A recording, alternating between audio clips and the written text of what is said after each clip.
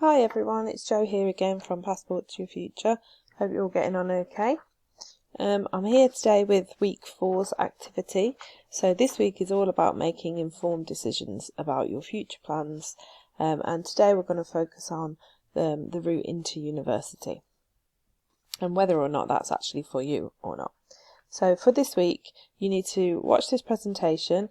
On certain slides I'll ask you to pause it, because you also need to download a worksheet that you need to fill in, and every so often in the presentation we'll pause it so that you can fill in the next bit of the worksheet. So today we're going to cover thinking about a bit of self-reflection, and this is super important when thinking about your future plans, because you need to reflect on what it is that drives you, what you're good at, what you want to do. And then we're going to spend a little bit of time researching some of the options for the future. You don't have to make any decisions this week. You've got plenty of time to start making those decisions, but the sooner you start thinking about them, the better. So this week what you need to do is watch this presentation, pause it when I ask you to, and complete the workbook that you can download from the website where you downloaded this presentation. You're going to fill the workbook in alongside watching the presentation, and then upload it when you've finished to get your stamp for this week. So you can download the presentation, the workbook, and do it on Word, or you can print it off and then scan it back in, whatever you want to do. So self-reflection is the first thing. So self-reflection is all about thinking about yourself and using that to inform your decisions. So you do it all the time. Even when you think, what do I want for dinner today? You think, well, what do I like? That's a form of self-reflection. So we just need to take it to another level.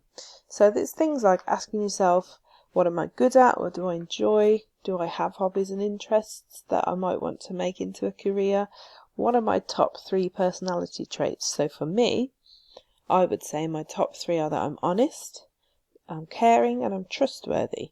So it's sometimes really hard to think about positive things about yourself. We're not very good at that, and that's something we really need to work on as a whole society, really, is to think about the good things. So what are your best 3 things about you? And what area could you improve on? Because nobody's perfect, and there's always something that you can improve on. So I'm going to ask you to pause the presentation now, and you're going to do the section on your workbook called Self-Reflective Questionnaire. So pause now. Okay, hopefully you've completed your self-reflective questionnaire now, and you've thought about things like when you feel the happiest, when you learn the best, and then you've maybe you should have at the bottom started to think about how you might apply this to your career in terms of choosing a career path for you. So the next thing is, why are we thinking about this now? It seems like a long way away, but actually the decisions that you make now and the action you take now is going to affect your options moving forwards.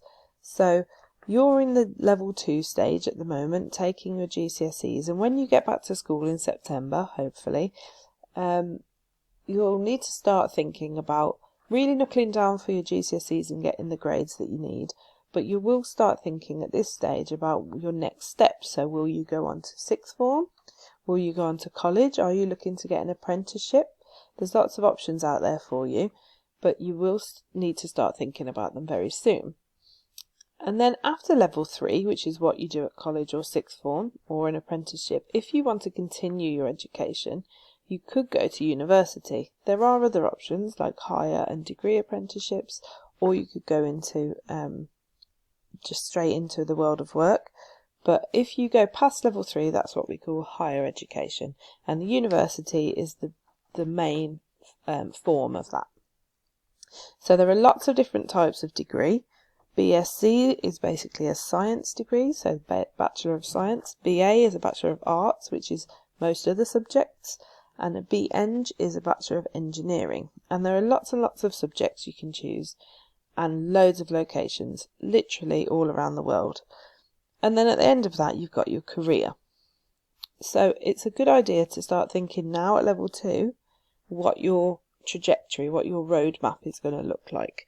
So when you go into level 3, which form of that are you going to go into? Are you thinking at the moment about going to university, and how do these things lead into your career? So the question that we get asked a lot is why go to university? And these are some of the things you can get out of it. So you're likely to get better career options if you've got a degree. That's not to say you can't get a good job without a degree, just that on average, people with a degree do get paid higher than people without a degree. So that leads on to the second one of increasing your earning potential.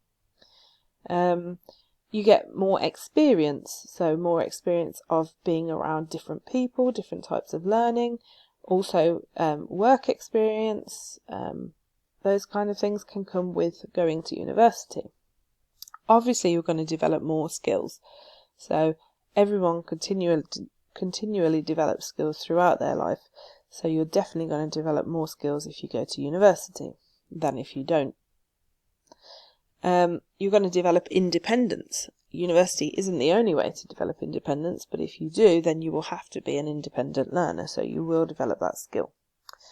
There are loads of interesting subjects that you can study at university, not just the same 8 or 9 that you can do at school. So absolutely loads, and we're going to have a look at some of those in a little bit. And finally, it broadens your horizons. It gives you access to things that you've never seen before, ideas that you may never heard of, people from different countries that you've never, sometimes didn't even know existed. So there are lots and lots of opportunities about going to university. So, as I said, there are loads and loads of subjects available. So there are actually over 37,000 different courses offered in the UK by about 395 providers. Not all of those are called universities, but they are higher education providers. So we've got a list of courses here, and some of them are real and some of them aren't real. I want you to have a think of which of those courses on that list might not be real. Okay, so the only one that isn't real is actually Harry Potter studies, which displeases me a lot because I really love Harry Potter, as you know. So all of those other courses, as bizarre as they sound, are actual real courses that you can do somewhere in the UK. And even Harry Potter studies is a module in one of the degrees in English at the University of Durham. So even that, as bizarre as it sounds, is something you can study at university.